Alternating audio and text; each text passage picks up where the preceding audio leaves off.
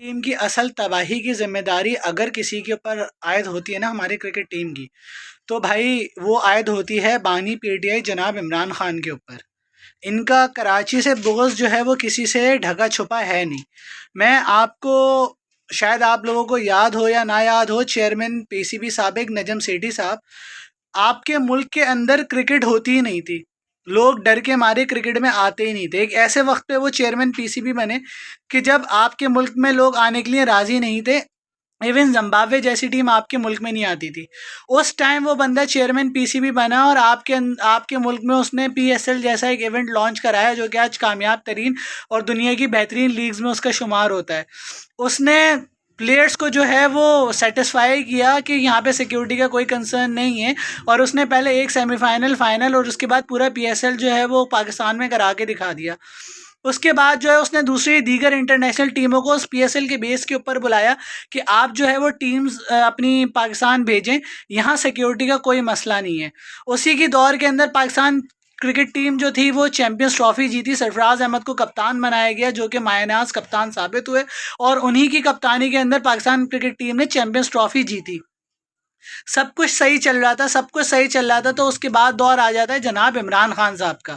इमरान खान साहब का कराची से बुग़्ज़ किसी से ढका छुपा नहीं है। तो सबसे पहले इन्होंने अपने देरीना दोस्त, जो सिर्फ दोस्ती की बुनियाद पे, जिनका क्रिकेट करियर कुछ भी नहीं है, जिन्होंने शायद 5 सेंचुरियों से ज़्यादा कभी मारी नहीं होंगी और पूरे क्रिकेट करियर में 10 छक्कों से ज़्यादा मारे नहीं होंगे, उन्होंने चेयरमैन पीसीबी लगाया रमीज़ राजा साहब को, जिनको मॉडर्न डे क्रिकेट की ही अलिफ बे से ही वो वाकिफ़ नहीं है, जिनकी पूरी करियर के अंदर जो है वो, जो पूरी की पूरी करियर के अंदर अचीवमेंट यही है कि वो 92 वर्ल्ड कप जो आप गलती से जीत गए थे वो उस स्क्वाड का हिस्सा थे।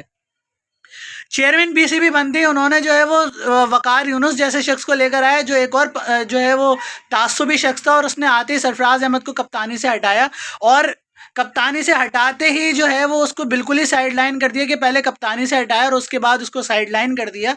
उसके बाद जो है वो चेयरमैन पीसीबी जनाब रमीज़ राजा साहब ने बाबर आजम को जो है वो लगाया कप्तान टीम का, और उसको बोल दिया गया कि बेटा तू है मुकद्दस गाय, तुझ पे है 7 खून माफ़, तू कर जितना बेड़ा गर्क तू कर सकता है, तू कर दबा के, आपसे कोई सवाल जवाब नहीं होगा, आपसे कुछ नहीं होगा। और बाबर आजम साहब ने उतना ही बेड़ा गर्क करके दिखाया, बल्कि उससे बेड़ा गर्क उससे ज़्यादा करके ही दिखाया जितना कि उनको रमीज़ राजा साहब ने बोला हुआ था। बाबर आजम साहब की अचीवमेंट का इस बात से अंदाज़ा लगाया जा सकता है कि जब से वो कप्तान बने हैं, जब से वो, हम एक भी टूर्नामेंट हमारी टीम जो है वो गलती से जीत नहीं सकी है, और उसके बाद जो है वो इनके फैंस कहते हैं हम इनको सपोर्ट करें। भाई तुम्हें एशिया कप हारने पे सपोर्ट कर दिया, तुम्हें जिम्बाब्वे से हारने से सपोर्ट कर दिया, तुम्हें आयरलैंड से हारने पे सपोर्ट कर दिया। जिम्बाब्वे तुम्हें एक मैच घर पे भी मार के गई थी, सही है, तुम्हें जिम्बाब्वे से हारने पे सपोर्ट कर लिया, आयरलैंड से हारने पे सपोर्ट कर दिया, अफगानिस्तान से हारने पे सपोर्ट कर लिया, इवन यूएसए से हारने पे सपोर्ट कर लिया। एशिया कप में इंडिया से तुम कुत्ते की तरह हारे थे, कुत्ते की तरह, सही है। 2 सेंचुरियां मारी थी विराट कोहली और केएल राहुल ने मिला मिला के।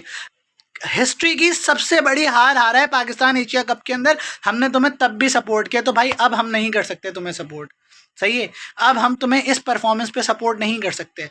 उसके बाद रमीज़ राजा साहब ने इस बंदे को लगाया कि आप जो है वो कर दें, आप मुकद्दस गाएं, आपसे कोई सवाल नहीं होगा। और इनकी परफॉर्मेंस हम सबके सामने है कि तमाम बड़ी टीमों से तो हम हार ही रहे थे, और उसके बाद हम छोटी टीमों से भी हारना शुरू हो गए। और उसके बाद जो है वो आज हाल ये है कि बांग्लादेश जैसी टीम जो है वो हमारे घर के अंदर वाइट वॉश करके जा रही है।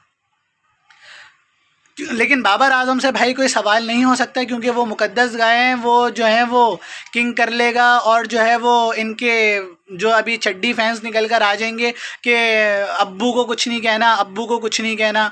तो भाई मेरा आप लोगों से सिर्फ एक ही सवाल है कि बाबर आजम या जितने भी ऐसे प्लेयर्स हैं जो नॉन परफॉर्मर्स हैं, उसके अंदर ये सारे आते हैं। आज के मैच के अंदर जो हम हारे हैं सारे आते हैं। सऊद शकील जो एशियन ब्रेडमैन बिला वजह के बने बैठे हुए, ये सऊद शकील हो गए, ख़ुद शान मसूद साहब हो गए, और ये जो नॉन परफॉर्मर्स हैं, अब उनके ऊपर सवाल होगा। क्या बाबर आजम, आपने सरफराज अहमद को तो 2-3 बेकार इनिंग खेलने पर आपने कटा दिया, फवाद आलम के साथ आपने क्या करा है दुनिया जानती है। तो क्या बाबर आजम से भी अब कुछ सवाल होगा? अब बाबर आजम भी ड्रॉप होंगे, शाहीन ड्रॉप हो सकता है, तो भाई बाबर आजम भी ड्रॉप हो सकता है। तो क्या बाबर आजम से अब ड्रॉप होगा? आपने जो एक मुकद्दस गाय बनाई हुई है, रमीज़ राजा के दौर के अंदर बाबर आजम जो जिन खिलाड़ियों को मुंतखब करता था प्योर पर्ची के ऊपर, जिनकी अपनी कोई परफॉर्मेंस ही नहीं होती थी, उनको कह दिया जाता था कि बेटा जब तुम लोगों से इंटरव्यू हो जब तुम लोगों से, तो तुम जो है जाके बस ये कह देना कि बॉब्जी द किंग कर लेगा। उनकी टोटल अचीवमेंट ही ये होती थी कि किंग कर लेगा, और किंग ने कर लिया और किंग पे हमें भरोसा है। और वो इसी बेस के ऊपर आज तक जो है वो टीम में खेलते रहे और टीम को जो है उन्होंने किस हाल के ऊपर पहुंचा दिया।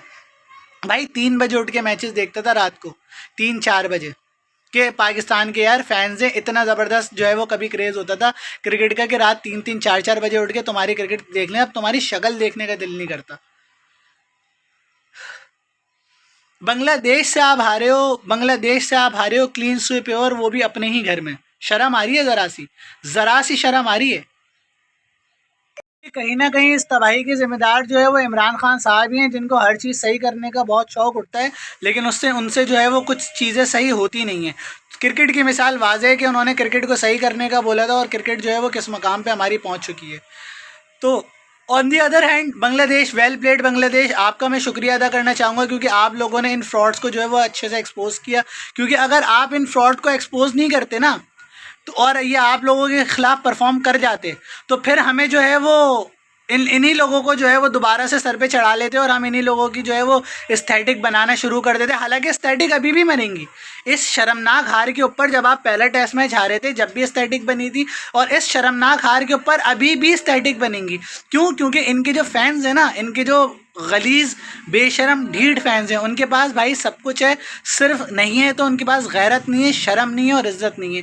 तो इनके फैंस को मैं बोलूँगा बनाए जाओ इनके एस्थेटिक और इनको सर पे चढ़ाए जाओ, बनाए जाओ इनको अब्बू और अपनी क्रिकेट का बेड़ा गर्क कराए जाओ। क्योंकि तुम लोगों की आदत है, तुम 3-4 बजे सो के उठते हो, तुमने क्रिकेट अभी देखना शुरू करी है, तुम पैम्पर तुमने अभी बांधना ख़त्म किया। हम जब से क्रिकेट देखते आ रहे हैं, जब पीक ऑफ हमारी क्रिकेट का पीक था, जब वसीम अकरम, वकार यूनुस और इंजमाम जैसे प्लेयर्स हमारे जो है वो बेहतरीन क्रिकेट खेलते थे। तो तुम करे जाओ, जितना कर सकते हो करे जाओ, बनाए जाओ एस्थेटिक, क्योंकि तुम में इज़्ज़त, गैरत और शर्म तो है नहीं ज़रा सी भी।